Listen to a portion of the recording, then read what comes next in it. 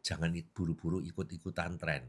Kalau sudah ngetren, kamu buka, ketinggalan. Nah itu ya. Kalau kesalahan umum yang terjadi, eee, dari pebisnis pemula itu apa ya, Pak? Kesalahan terbesar pemula adalah ingin cepat cari untung. Padahal bisnis itu maraton, Oke. bukan sprint. Bisnis itu bukan hanya ide, Oke. tapi juga pengelolaan yang penting. Dan bisnis itu yang kuat bukan dimulai dari modal yang besar sebetulnya, tapi adalah kejelasan tujuan dan keberanian melangkah.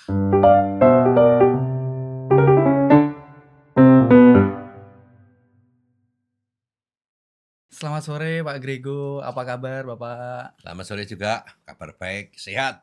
Sehat Bapak ya. Terima kasih Pak Grego sudah diberikan kesempatan untuk datang ke cerita sore hari ini Pak Hmm, Grego. hmm, hmm. Saya ingin apa ya, sharing dengan Pak Grego mungkin ya untuk beberapa pertanyaan dari saya khususnya dalam dunia bisnis Pak. Karena Ya. kebetulan saya dari kecil tuh suka udah jualan layang-layang, saya membuka kafe juga dari dulu Pak. Menurut Pak Grego, dalam membuka bisnis baru, langkah pertama apa yang harus dilakukan dan penting untuk membuka bisnis baru itu, Pak? Suka bisnis itu ya. Iya, betul, Pak. Sekarang sudah pernah merintis atau belum? Saya pernah membuka kafe, Pak, waktu saya kuliah, itu Hmm. di rumah. Saya buka kafe, tapi sejalan 3 bulan berhenti. Nah, kamu tahu nggak kenapa kesalahannya di situ? Belum Tidak tahu. tahu, Pak, kebetulan Oke. kan karena saya masih pemula ya, Pak, di sini. Ya, jadi begini. Anak-anak muda itu sukanya ikut-ikutan. Oke. Wah, dia nggak punya ilmu soal bisnis karena masih kuliah dan sebagainya ya. Yuk, bareng-bareng kita buat kafe. Yuk, bareng-bareng kita buat butik yang seperti itu ya. Iya. Nah, tapi dia nggak ngerti manajemen, ya. Dia nggak ngerti soal marketing dan sebagainya itu. Nah, tapi itu bisa dipelajari. Kalau menurut saya langkah pertama adalah mulai dari diri sendiri. Mulai dari diri sendiri. Apa itu? Apa itu, Pak? Kenali passion-nya. Oh, oke. Ya, tapi kamu tadi sudah bilang kalau dari kecil suka jual layang-layang dan Iya. sebagainya itu mungkin passion-mu itu sudah ke bisnis di situ. Ya, jadi kalau orang nggak punya passion di bisnis misalnya, ya susah. Saya nggak punya passion suruh kamu nggak punya passion menyanyi, suruh menyanyi ya ya nggak jadi bagus misalnya Iya, begitu betul. ya. Nah, selain passion juga mempunyai kekuatan. Ukur kekuatan diri, aku kira-kira mampu nggak untuk ke situ. Ya, dan yang penting lagi harus lihat kebutuhan pasar di sekitarnya. Oh, Ya, iya. kebutuhan pasar di sekitarnya. Ini salah satu contoh, saya tidak menyebut namanya ya. Itu ada toko-toko yang di sekitar itu ya, ya ada mart-mart gitu ya, ya. Itu kok buka terus, ya. Di sini buka, di sana buka sampai ratusan, mungkin ribuan, saya nggak ngerti jumlahnya ya. Kok nggak ada yang tutup? Ya, karena dia risetnya cukup bagus. Ya, ya, kalau Anda mau buka usaha, dia sudah melihat, oh, eee, demografinya, penduduknya berapa, ya, tingkat pendapatannya berapa, ya, kemampuannya bagaimana, ya, itu sudah dilihat. Dari situ dirumuskan, oh saya berani buka di sini. Karena tempat itu juga akan berpengaruh di dalam bisnis. Nah, dia juga akan lihat pasarnya, kemampuannya bagaimana. Kalau saya buka mart di sini itu, ya, itu bisa nggak? Walaupun jejer, ya, ini ada mart, ini ada mart lagi, tapi semuanya kok laku, semuanya kok nggak pernah tutup. Itu memang surveinya, survei pasar yang benar-benar ya. Jadi jangan keburu-buru ikut tren. Ya, Iya. saya khawatir juga ya. Sekarang sekarang ini trennya lagi apa? Olahraga pedal. Pedal, Tahu ya? pedal. Iya, Di pedal, Pak. mana-mana pedal, di mana-mana Betul. buka pedal. Nanti pada satu saat pasti turun, Turun trennya ya, Pak, ya? turun trennya. Turun trennya itu jangan buru-buru ikut-ikutan tren. Kalau sudah ngetren, kamu buka, ketinggalan. Nah itu ya. Yang penting itu adalah melihat masalah nyata yang bisa diselesaikan, lalu dijadikan peluang. Ya, tadi seperti Mat-Mat itu, Oke. ya dia melihat masalah-masalahnya apa. Oh kalau di sini masalahnya orang itu jauh untuk membeli sesuatu. Orang itu butuh banget kalau saya buka di sini. Nah itu masalah-masalah yang itu ya, kebutuhan-kebutuhan itu disimak seperti itu. Harus survei, jangan asal dibuka. Ya, kalau kamu mau buka kafe, jualannya sama dengan yang lain-lain, tidak ada perbedaannya, rasanya standar-standar saja, ya nggak akan dikunjungin. Nanti ngomongnya harga, ya. Chandra buka di sini sama si Budi buka di sana, rasanya sama, Budi lebih murah ya nggak ke tempat kamu. Betul. Harus mempunyai value yang lebih ya, Pak, ya? Iya, harus different, Iya. ya. Tapi different, ada different yang dimauin atau yang disukain oleh Pasar. pasar. Yang seperti itu. Ya, nah setelah kamu riset itu semua, yang penting sekali mulai dari kecil dulu tapi fokus. Ya, setiap hari dilihat. Hari ini laku dibuat layang-layang, misalnya jual layang-layang. Hari ini layang-layang yang laku adalah layang-layang yang ukuran standar. Mungkin ada ukuran yang gede, ada yang beratus-ratus macam layang-layang itu bisa dibuat ya. Iya. Ada yang harus pakai tali, harus dikendalikan oleh 2-3 orang itu, kalau nggak gitu nanti ya terseret. Iya. Ya itu kan pasti harus diriset dulu. Betul. Ya, tapi dimulai dari yang kecil tapi fokus, diamati. Pasar itu diamati. Ya, seperti itu.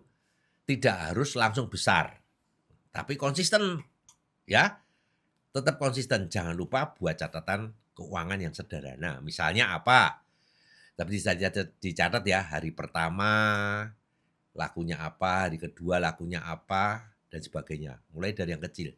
Masih sempat menulis. Ya, ayah saya dulu itu buka toko ya. Lah, buka toko ketika ada pembeli, pembelinya beli apa, langsung ditulis di buku itu. Ini. Ya, kebetulan ayah saya dulu jual kelontong ya. Ya, oh sabun harganya sekian. Oh, ada beli pasta gigi harganya sekian. Ditulis. Ada beli obat pusing sekian, itu setiap hari dilihat.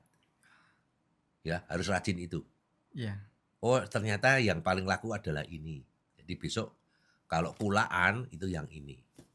Bagian Itu kan dari itu kan riset pasar ya, Pak, ya? itu dagang. Ya, tapi kalau kamu sebagai produsen, nah itu akan dilihat. Ini kok kurang laku kenapa ya? Itu fokus. Ya. Jadi jangan lupa buat catatan keuangan tadi ya. Kemudian bisnis itu bukan hanya ide, tapi juga pengelolaan yang penting. Dan bisnis itu yang kuat bukan dimulai dari modal yang besar sebetulnya, tapi adalah kejelasan tujuan dan keberanian melangkah. Saya ulang ya, bahwa bisnis itu bukan yang dimulai dari yang kuat, modalnya yang besar. Itu enggak. Yang penting adalah kejelasan tujuan. Tujuanmu kemana dan keberanian untuk melangkah. Kamu punya tujuan tapi nggak berani melangkah ya percuma. Itu Mas Anda, kira-kira seperti itu. Wah, Ya. sangat-sangat menginspirasi saya, Pak, itu. Oke. Berarti kesalahan saya kemarin itu saya tidak adanya riset pasar ya, Pak, ya. Saya mungkin juga tidak melihat kebutuhan sekitar saya tuh apa, tapi saya serta-merta langsung membuka usaha saja tanpa tahu mengetahui pasar itu butuhnya apa gitu. Oke, terus, mungkin Pak, kalau kesalahan umum yang terjadi, eee, dari pebisnis pemula itu apa ya, Pak? Hmm. Ya, tadi sudah saya sebutkan ya, jangan ikut tren yang sekarang ya Iya itu iya. ya. Nah, terlalu ikut tren itu hanya karena sedang ramai, Oke. ya. Kalau sedang ramai itu ikut tren. Langsung ikutan tanpa riset pasar. Itu biasa yang pertama, kelemahannya, ya. Lah mereka itu nggak bisa menghitung keuangannya, ya, nggak bisa menghitung keuangannya. Dan kadang-kadang mereka itu tidak bisa membagi bahwa ini uang saya pribadi dan ini uang untuk bisnis, ya. Itu nggak bisa membagi, jadi uangnya campur. Ah, Itu bermasalah nanti. iya. Dikira uangnya banyak, ya, lalu beli ini, beli-beli, ternyata dari dagangan itu sendiri yang uangnya. Jadi harus dipisahkan antara uang pribadi dan uang perusahaan, ya. Nah, eee, nanti akhirnya bingung kalau nggak dibagi. Mana untung dan mana ruginya nggak ngerti, ya, nggak ngerti Iya. karena campur di situ. Nah, kelemahan yang ketiga, anak-anak muda sekarang itu kan sukanya instan, cepet, gitu dah. Iya. Nah, itu menjadi kelemahan yaitu ingin cepat sukses. Mudah putus asa saat penjualan itu belum stabil, padahal butuh waktu untuk membangun. Jadi, sekali lagi, mudah patah arang saya yang melihat. Nah, bisnis itu proses. Nggak bisa bisnis itu langsung instan, ya. Nah, proses itu pun grafiknya macam-macam. Misalnya Anda buka satu usaha baru ya, Anda pasang poster besar-besar, tanggal sekian buka promo dulu di TikTok atau di Instagram kamu bisa. Biasanya orang pada waktu pertama itu penasaran, "Apa sih ini?" Gitu loh ya. Rame sekali, rame sekali. Jangan seneng dulu, tunggu 3 bulan. Kalau 3 bulan jadi sepi, akhirnya tutup Betul, nanti seperti seperti itu. saya ya, Pak, ya, Nah 3 bulan tutup. itu. Nah, itu waktu 3 bulan itu sangat menentukan. Ketika bulan ketiga itu rame, biasanya itu tetap stabil. Tapi kalau hanya bulan pertama yang rame, sudah mulai bulan kedua mulai turun, lah itu alamat. Makanya saya fokus, makanya itu jangan jangan terburu-buru. Ingin cepat sukses. Ya, jangan mudah putus asa. Kok nggak laku kenapa? Teliti lagi. Oh, salahnya di sini. Perbaiki. Ya, gembar-gemborkan lagi. Ini ada yang baru, yang lebih enak dan sebagainya. Mereka akan mencoba lagi. Tapi benar-benar sekali lagi, jangan terburu-buru menjual sebelum riset itu matang. Sekalipun yang kamu jual itu nasi goreng. Ya, nasi goreng banyak dijual di Umum mana-mana. ya, Pak, ya, Umum. Tapi benar-benar nasi goreng yang beda. different-nya. Different itu yang paling penting. Yang different tapi yang disukai Pasar. pasar. Kamu harus lihat segmenmu siapa. Kalau kamu tadi jual kafe, kan segmennya anak-anak muda biasanya yang masuk kafe. Ya, lah kafenya itu kelasnya apa? Kelas yang murah atau kelas yang bagaimana? Yang kamu lihat di situ. Nah, tidak belajar itu salah. Oh, Jadi harus belajar terus. Kamu harus belajar cari mentor atau pengalaman dari orang lain. Ya, kamu nggak bisa merasa diri kamu sendiri itu, saya bisa kok gitu loh. Padahal belum pengalaman ya. Karena apa? Ilmu bisnis itu selalu berkembang. oke. Hari ini dengan bulan depan itu sudah beda. Ya, jadi kalau boleh saya simpulkan kesalahan terbesar pemula adalah ingin cepat cari untung.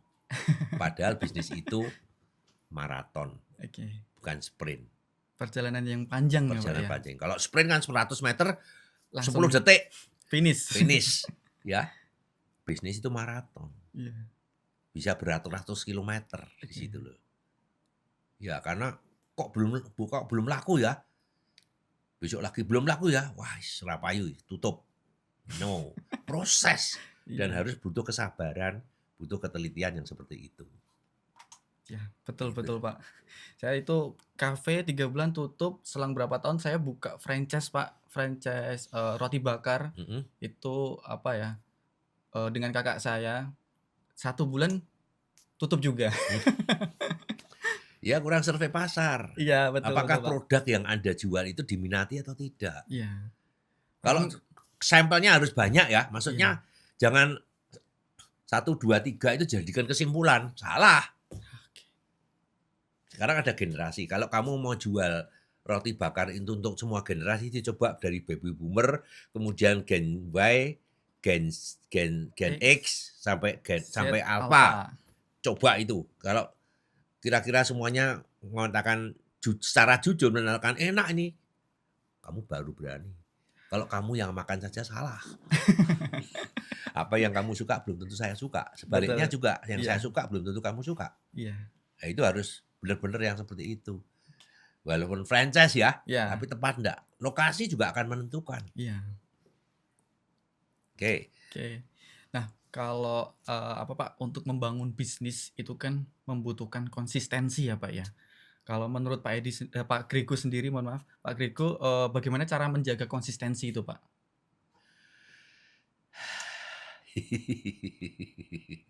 Tapi sudah saya katakan tadi ya, inginnya cepat. Padahal butuh proses, butuh fokus. Ini memang penyakit umum, ya. Tidak hanya di kalangan anak muda saja sebetulnya itu terjadi, tapi juga banyak pebisnis yang melakukan hal itu. Biasanya itu semangat itu di awal, ya. Wah, baru seneng-senengnya gitu ya.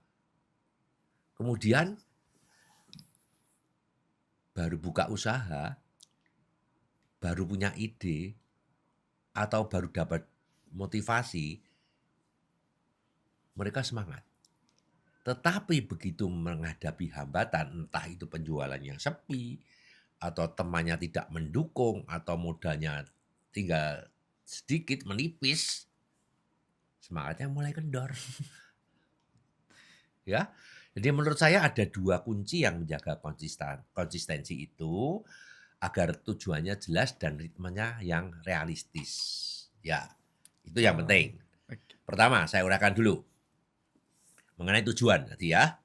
Nah, kalau tujuan kita hanya ikut-ikutan atau sekedar coba-coba, maka semangat itu cepat padam. Tapi kalau sejak awal kita punya alasan yang kuat untuk mempunyai konsep yang jelas, ya, konsepnya harus jelas juga. Misalnya ingin membantu orang tua, atau ingin membuka lapangan kerja, atau ingin menghadirkan produk yang bermanfaat, atau untuk menghidupi keluarga, ya, maka tujuan itu menjadi bahan bakar yang tidak cepat habis. Karena kamu punya konsep yang jelas. Kalau aku nggak usaha ini, kalau aku nggak sungguh-sungguh, aku nggak bisa makan. Misalnya seperti itu ya. Ini adalah penghasilan satu-satunya dari saya. Itu konsepnya harus kuat dulu. Kuat dulu ya. Jangan hanya coba-coba. Ya, mau bisnis apa? Ini baru coba usaha kecil-kecilan, nggak jelas. Ya, usaha kecil-kecilan itu apa? Jelas nggak itu? Iya Gampang jual sembako, gitu. iya. Jual kecil-kecilan. Jadi harus konsepnya juga jelas ya, Pak, ya. Jelas, Jangan ya. coba-coba juga Jangan ya, Pak. coba-coba, konsepnya harus jelas.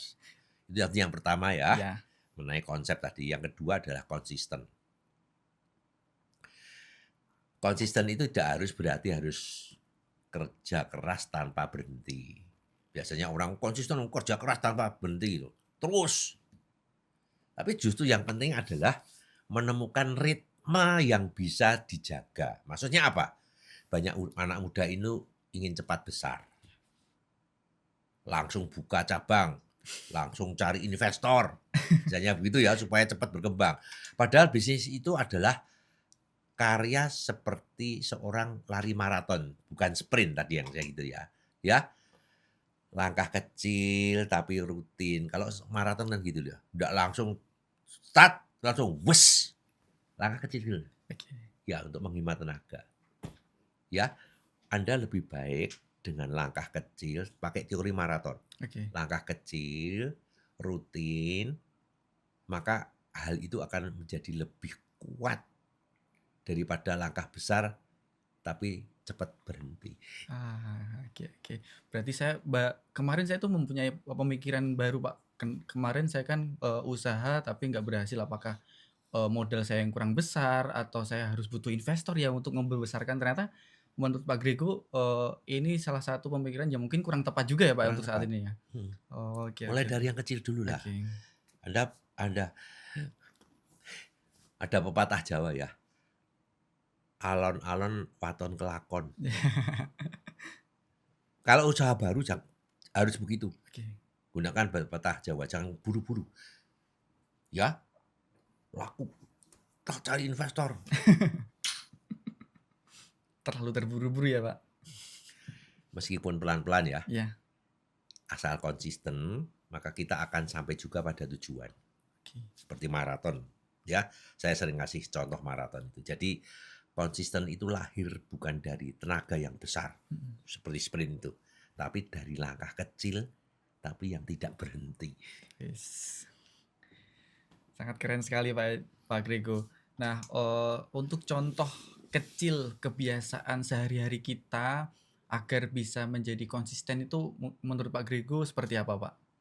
Supaya konsisten. Iya, mungkin langkah-langkah kecil kita lah, Pak. Ya memang konsisten itu tidak sesuatu yang muncul tiba-tiba, Betul. ya. Melainkan hasil kebiasaan dari kecil, Ya. ya kebiasaannya kecil, yang diulang-ulang setiap hari. Oke. Ya, diulang-ulang sehari-hari. Ya, beberapa hal sederhana yang pernah saya lakukan. Saya kasih contoh ya, misalnya Oke. apa? Apa, Pak? Saya membuat jadwal mingguan. Oh. Ya, mulai hari Senin sampai hari Minggu. Saya nggak pernah istirahat ya.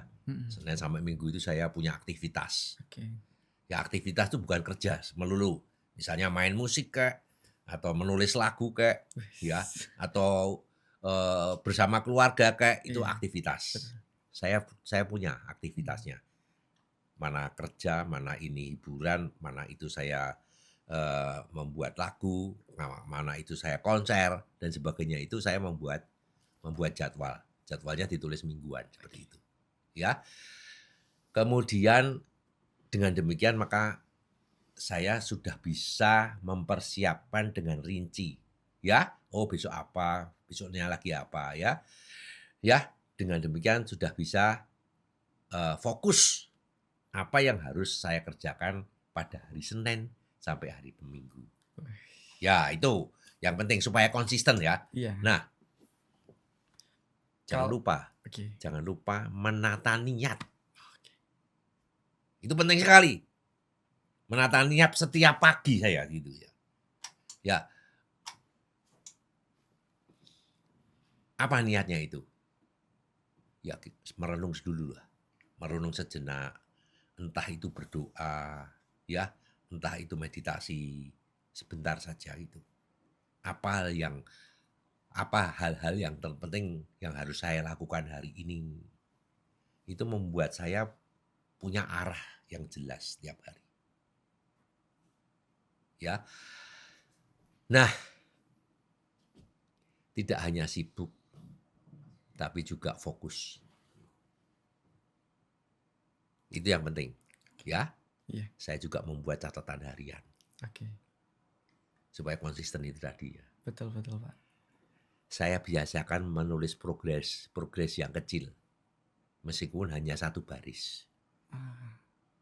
Hari ini saya dapat pelanggan baru. Saya tulis. Hari ini saya berhasil menyelesaikan draft lagu. Saya tulis. Hari ini saya berhasil membuat bahan untuk kuliah. Saya tulis. Niat. Hal-hal kecil itu juga bikin kita termotivasi untuk Iya. kedepannya juga ya, Pak ya? Iya.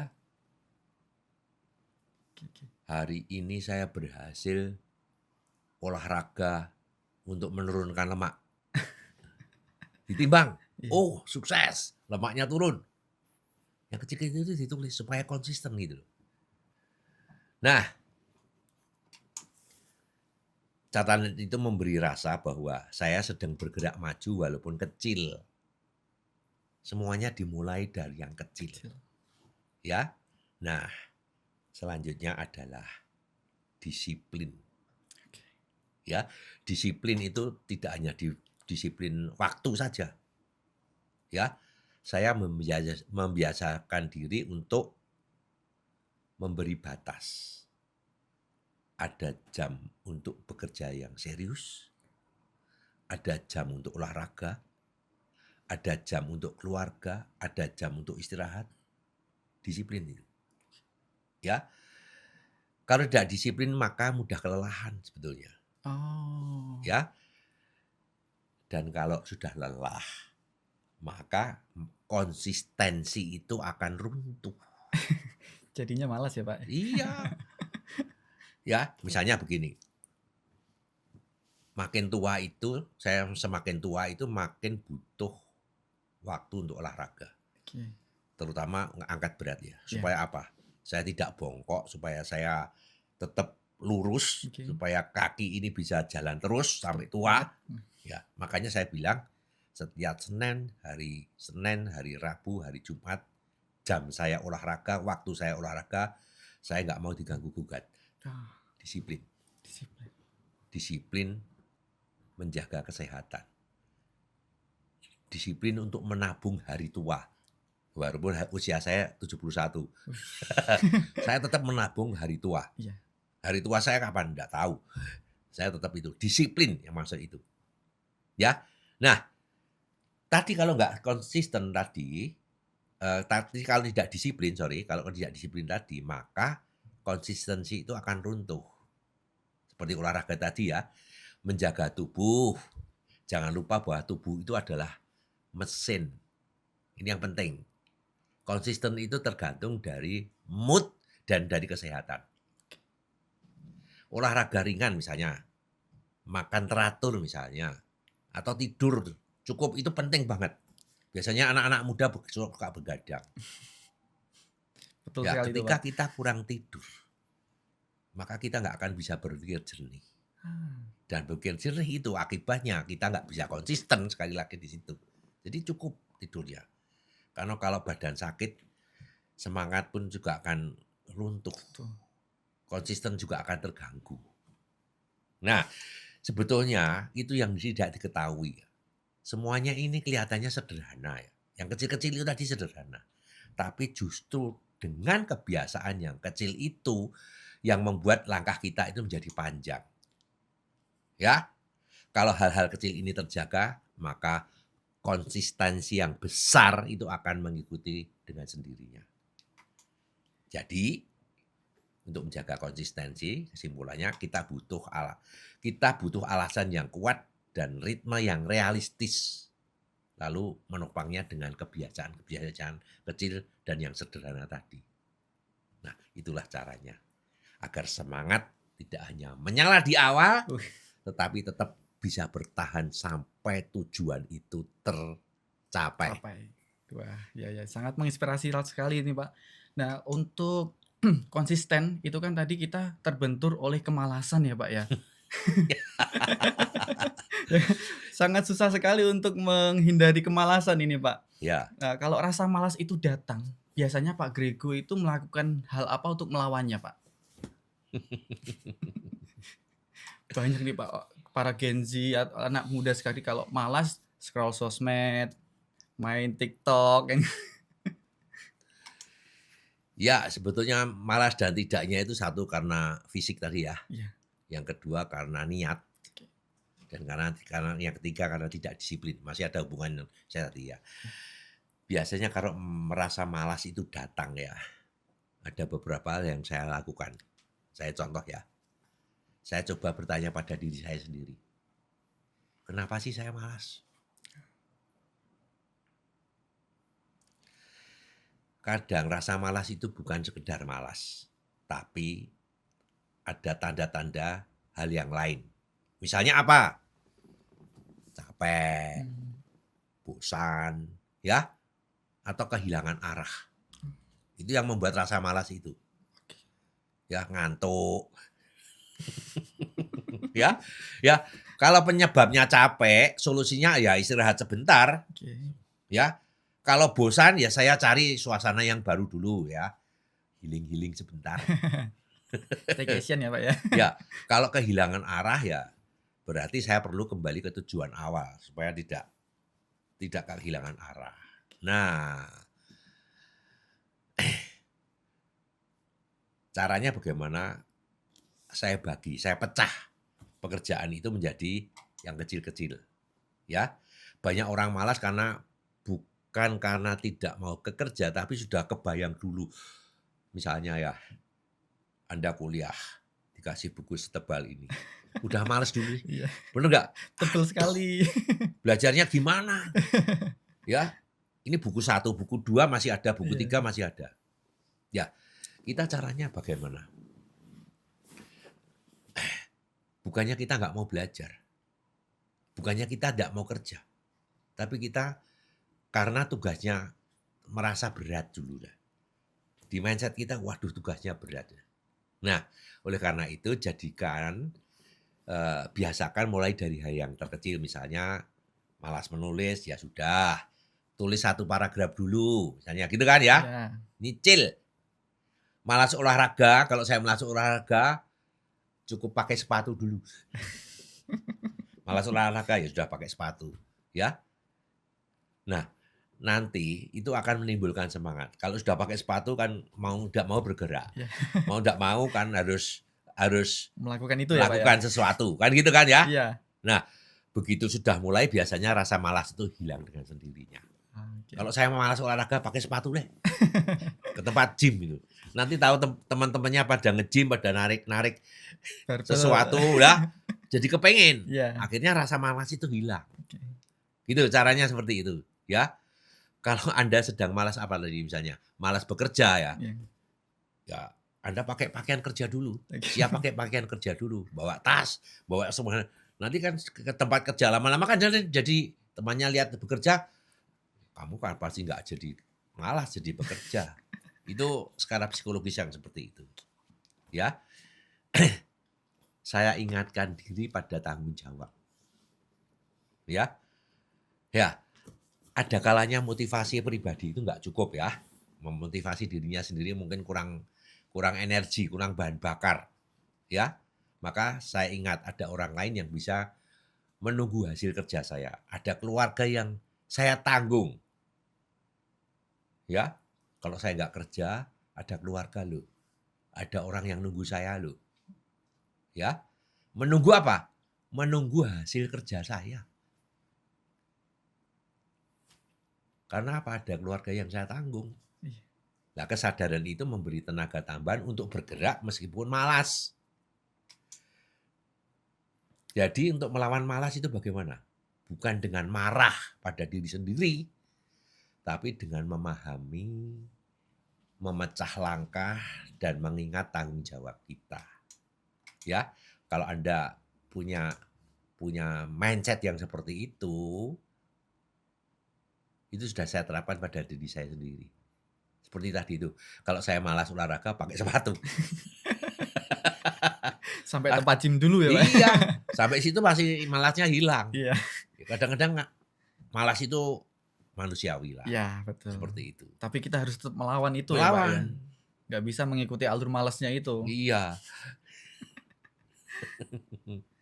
Oke. Kalau, menurut Pak Grego sendiri, kemalasan itu bisa diubah menjadi sebuah produktivitas nggak, Pak? Bisa banget. Oh, bisa ya, Pak, ya? Ya, karena sebenarnya ya, di balik rasa malas itu ada sinyal yang bisa dimanfaatkan. Ah, Kalau kita malas karena capek, artinya tubuh kita minta istirahat. oke.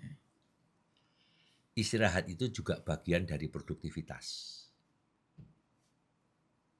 Misalnya ya, kamu ngantuk, nggak produktif lah. Iya. Coba kamu merem sebentar tidur, bisa nggak kamu tidur? Saya nanti tidur 1/4 jam, tek. Tidur, set. Alarm 1/4 jam, tek. Bangun, seger. Produktif lagi. Produktif lah. Bener nggak? Iya, betul betul, Pak. Tadi pertanyaannya apakah malas apa tadi? Kemalasan Ke- bisa berubah menjadi Nah, produktivitas. bisa jadi produktivitas. Karena apa? Capek tadi itu kita harus istirahat. Ya, nah asal ada batasnya ya. Ya. Jangan tidur 2 jam 3 jam tiap hari Tidur lah. sampai seharian penuh. Nah, ya itu enggak gitu maksudnya ya. Nah, dengan istirahat yang cukup itu maka tenaga kita akan pulih ya. Kalau kita malas karena bosan, ya kan tadi karena capek ya. Iya. Nah, bagaimana kalau malas itu karena bosan? Itu tandanya kita butuh kreativitas yang baru, ya. Bosan itu karena jenuh, itu saja, jadi membuat bosan. Ya, Anda harus butuh kreativitas yang baru. Nah, dari situ dicobalah melakukan hal lain yang masih produktif tapi beda. Maksudnya apa? Membaca, Ah, mendengarkan musik, atau jalan-jalan sebentar. Ya, iya. supaya nggak bosan tadi. Hasilnya sering justru muncul ide-ide baru. Maka timbullah kreativitas. Kreativitas itu muncul dari ide-ide yang baru itu. Kamu jalan-jalan atau lihat sana-sana. Oh kok bisa gini ya? Kamu jaga di tokomu sendiri, kamu punya toko ya bosen ini. Nggak laku-laku gimana nih. Coba kamu keluar, lihat di toko, ini ada ide baru. Seandainya ini saya terapkan di tempat saya, ini pasti lebih baik lagi. Ya, kamu keluar kota lah, bosen ke mana, lihat kemana gitu. Ya, itu untuk menghilangkan yang bosan itu. Gitu loh ya. Nah, supaya enggak tadi yang tidak produktif tadi ya. Nah, sekarang fokus ya. Dengan menetapkan target yang kecil, yang realistis ya, rasa malas itu bisa berubah menjadi energi untuk mengejar hal-hal yang lebih konkret. Anda lebih fokus. Jadi kemalasan itu menurut saya itu bisa diibaratkan sebagai lampu indikator di kendaraan. Ya, lampu indikator di kendaraan itu memberikan sinyal. Misalnya, saya nyetir mobil tiba-tiba ada lampu kuning menyala. Tulisannya apa? Ban. Wah, ini bannya kempes ini. Tahu-tahu ada lampu merahnya nyala. Sudah waktunya servis. Iya. Yang seperti itu. Itu sebetulnya indikator, sinyal. Sinyal. Nah, malas itu bisa menjadi pintu menuju produktivitas. Karena apa? Malas itu bukan musuh yang harus dimaki. Tapi guru yang bisa memberikan sinyal. Seperti indikator tadi ya. Kalau kita pintar membaca sinyalnya, maka malas itu bisa berubah menjadi produktif. Jelas? Jelas, Pak. Sangat-sangat harus saya terapkan di dalam hidup saya itu, Pak. Karena saya kadang kalau pulang kerja capek, kan pasti bermalas-malasan juga ya, Pak, ya. Tapi malas itu mungkin saya harus istirahat dulu, nanti harus produktif lagi ya, Pak, ya. Iya. Nah, mungkin kalau ini Pak, dalam bisnis ini kan mungkin beberapa bulan terakhir ini ada pembahasan yang cukup viral juga Pak tentang perintis dan pewaris nih Pak. Nah, kalau Pak Grego sendiri pendapatnya perintis dan pewaris bagaimana itu Pak dalam bisnis? Kelihatannya mau dapat warisan ini.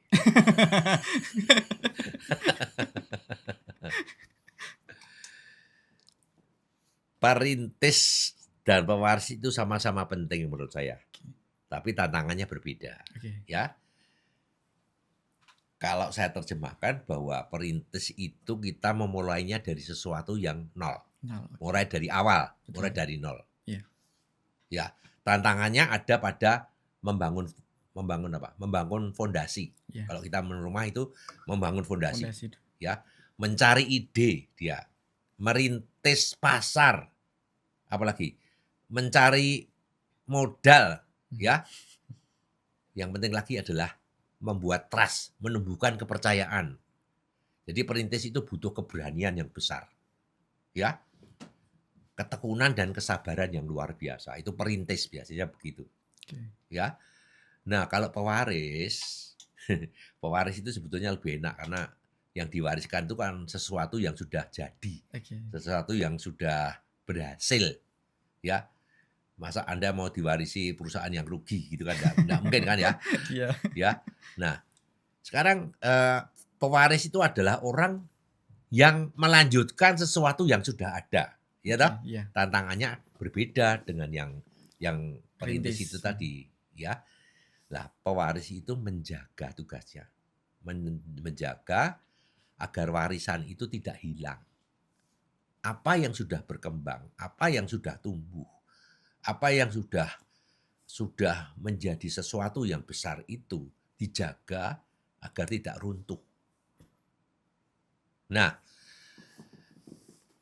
bagaimana menjaga warisan itu supaya tidak runtuh, tidak hilang itu, sekaligus membawa pembaruan agar bisnis tetap relevan, ya.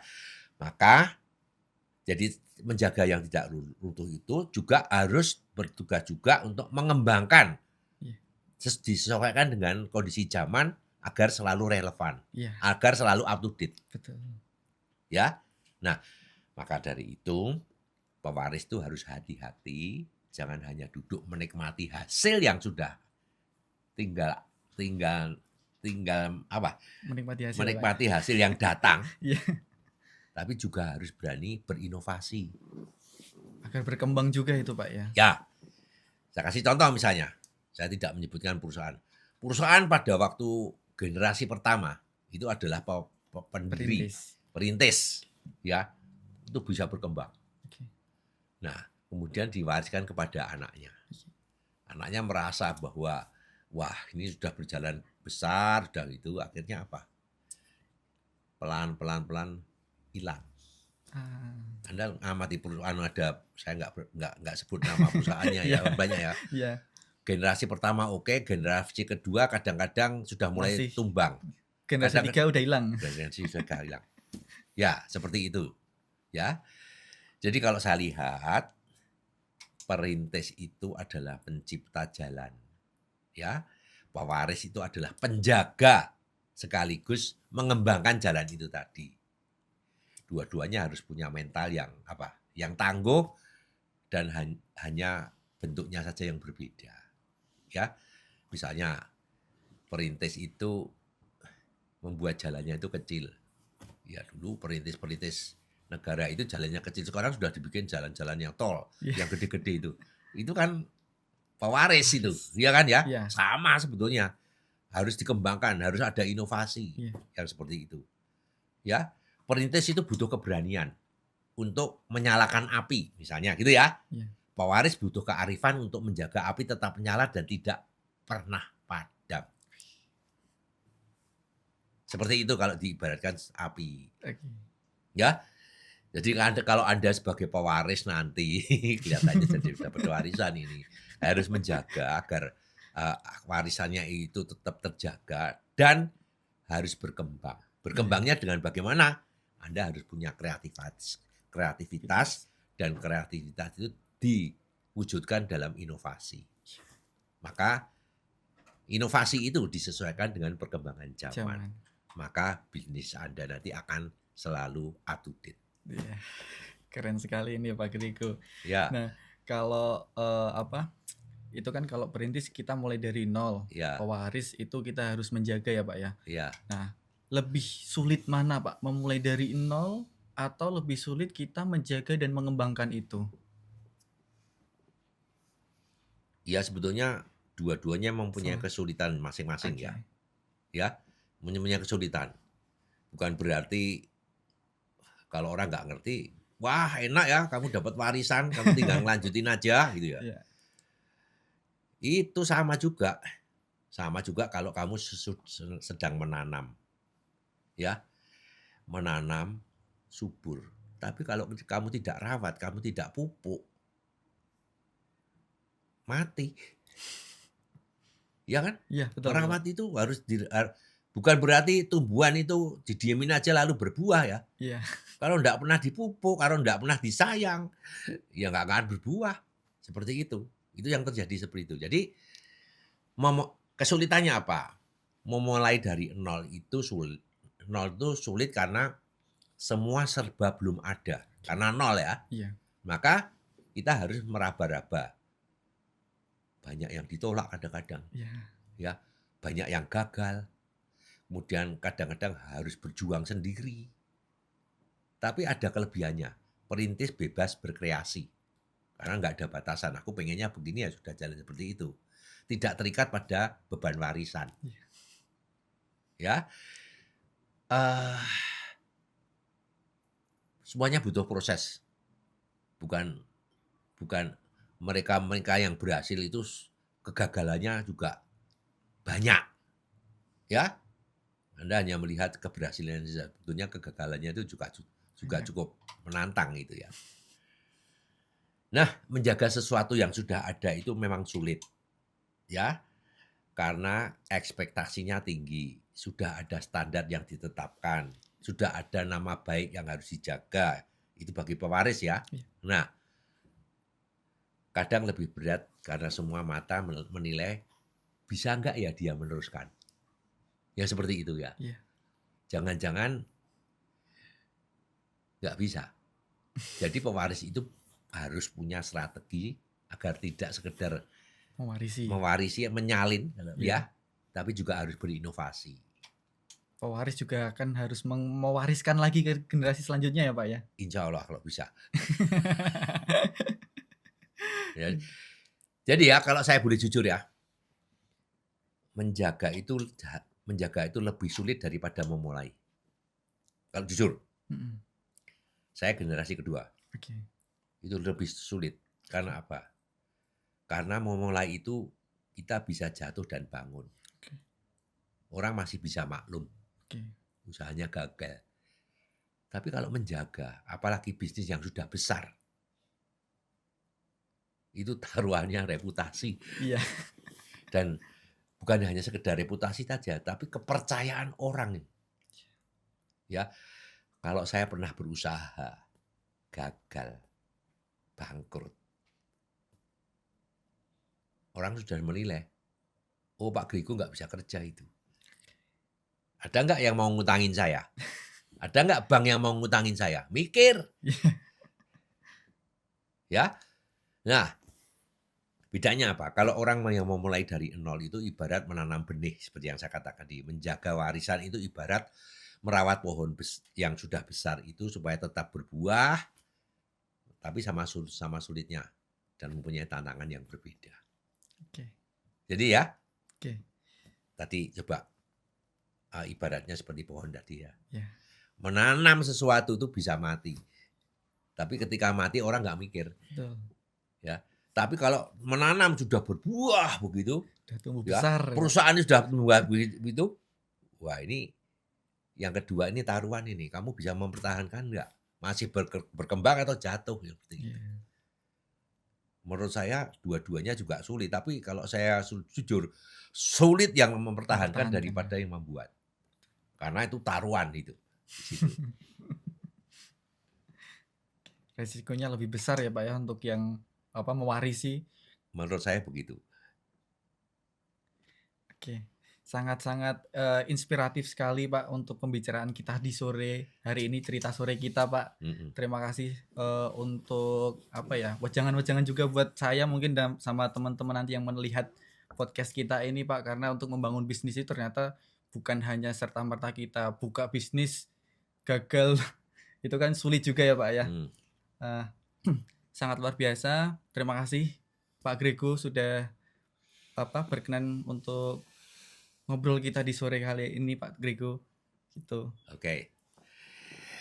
Saudaraku, bahwa dunia bisnis itu bukan siapa yang paling cepat, tapi yang paling konsisten. Banyak orang itu bisa memulai, tapi tidak semua mampu bertahan. Baik sebagai perintis maupun sebagai pewaris. Karena apa? Tantangannya selalu ada. Yang membedakan hanyalah cara kita menjaga api semangat tetap menyala dengan tujuan yang jelas, konsistensi dalam langkah kecil, keberanian menghadapi rasa malas, dan kerendahan hati untuk tetap belajar. Ingatlah bahwa bisnis yang kuat itu tidak lahir dari modal yang besar, tapi dari niat yang tulus, keberanian melangkah, dan ketekunan untuk merawatnya. Pada akhirnya, sukses sejati bukan hanya soal menghasilkan keuntungan, tapi juga soal meninggalkan jejak manfaat bagi orang lain. Itulah warisan yang tidak akan pernah padam. Terima kasih.